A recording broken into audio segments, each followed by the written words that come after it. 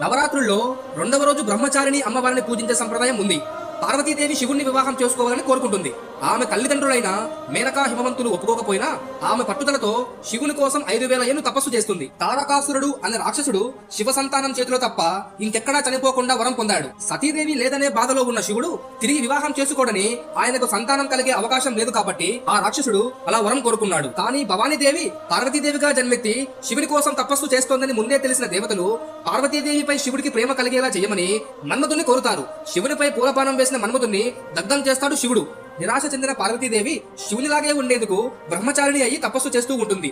ఆ విధంగా సన్యాసిని అయ్యి తిరుగుతూ తనకు సేవ చేస్తున్న పార్వతీ పట్ల అనురాగం పెంచుకుంటాడు శివుడు. కానీ సతీదేవి తప్ప ఇంకెవరూ తన భార్య కాలేరని భావించిన శివుడు తన గురించి తానే పార్వతీదేవికి తప్పుగా చెప్తాడు. కానీ పార్వతీదేవి ఆ మాటలను నమ్మకుండా తన తపస్సును కొనసాగిస్తుంది. చివరికి శివుని పట్టుదలపై పార్వతీదేవి ప్రేమే గెలవడంతో ఆమెను వివాహం చేసుకోవడానికి అంగీకరిస్తాడు శివుడు.